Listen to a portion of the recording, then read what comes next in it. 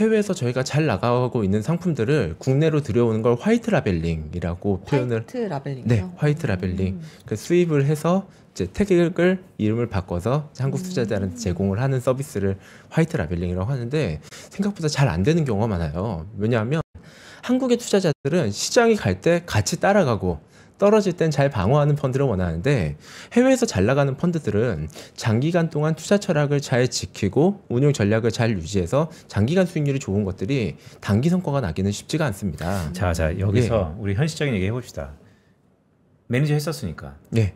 해외는 그게 되고 왜 국내는 안 되는 거예요? 그러니까요. 한국인들이 더 취약한 거예요. 우리가 더 그런 거 잘 만든다 그랬잖아. 네. 전 세계에서. 네. 왜 우리는 맨날 오를 때 더 많이 오르고 떨어질 때 더 떨어지고. 근데 왜 꼭 미국의 펀드? 아니 미국의 전략들은 그게 왜 먹히는 거예요?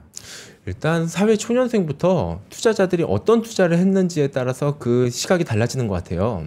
일단 미국에서는 퇴직연금만 하더라도 퇴직연금 자금이 들어오면 90% 이상을 펀드에 투자를 하게 됩니다.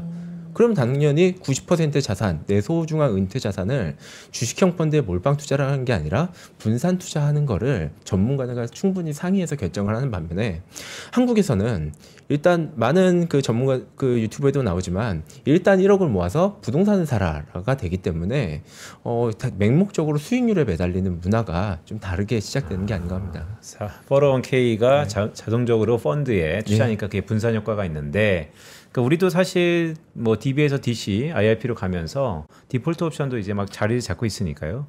한국도 조만간 그런 현상이 나타날 수 있겠네요. 희망 섞인 부분으로 보면. 네, 저도 그렇게 희망을 했지만 참 안타까운 게 디폴트 옵션에서 초저위험이 원금 보장형 상품만 투자하는 건데 이 초저위험을 선택한 투자자의 비중이 거의 한 70% 이상 되는 걸로 알고 있어요. 그러니까 우리는 여전히 투자라는 개념 자체가 좀 다른 거구나.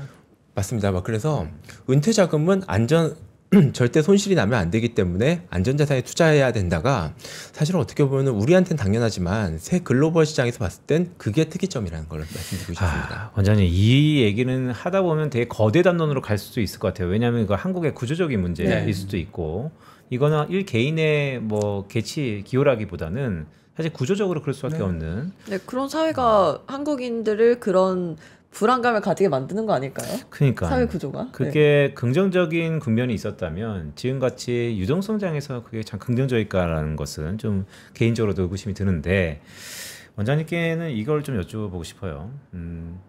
지금 제 기억이 맞다면 한국의 펀드 매니저가 회사를 외사로 옮겨요.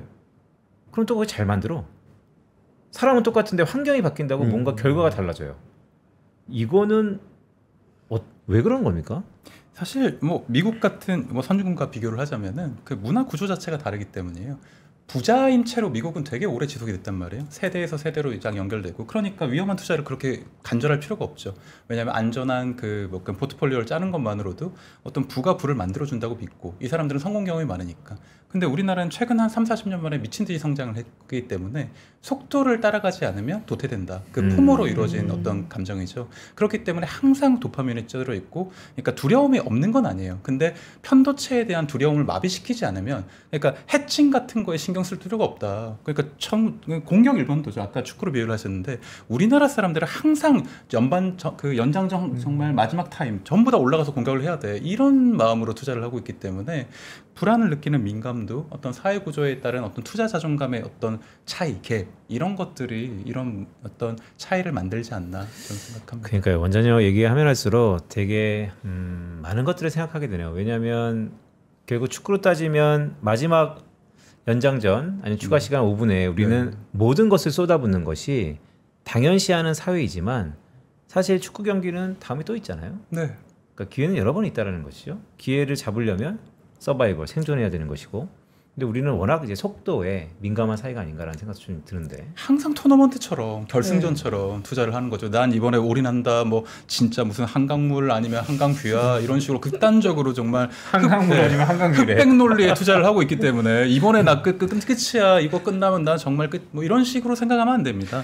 부자에는 단계가 있어요. 그 단계적으로 성장하는 거를 인정하고 투자 자존감과 자기 어떤 그 계좌를 늘려가야지 무조건 반포 원벨리부터 사겠다는 생각으로 뭐 이렇게 가 있으면은 이게 실패를 할 수밖에 없어요. 요즘 뭐 개인 신상에 뭐 좀 변화가 있습니까? 갑자기. 저도 항상 반성하는 부분이죠.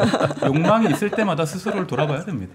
네. 근데 아까 그 초반에 말씀해 주셨듯이 외국인 환자분들도 있다고 하셨잖아요. 네. 근데 그분들은 확실히 도파민에 덜 민감한가요? 네, 항상 오. 핵심을 중요시하게 생각을 해요. 실패에 대한 어떤 두려움이 항상 있고 그게 경험이 있나 봐요. 그러니까 그 사람들은 어떻게 보면 우리나라도 예전에 가족 중심의 문화였는데 가문의 재산, 가족의 재산 그러다 보니까 실패를 공유하고 이해하는 것도 되게 많고 거기에 대한 어떤 두려움을 어떻게 극복해 놓은 경험이 있으니까 이 사람들 항상 조심하는 거죠. 근데 우리나라 사람들은 지금 어떤 포모가 주는 어떤 위기 때문에 이거에 발목이 붙잡히면 안 된다. 내가 시속 60km 가지고 언제 도달을 하냐. 한 200km 이렇게 밟아야 된다고 생각을 하는 거죠.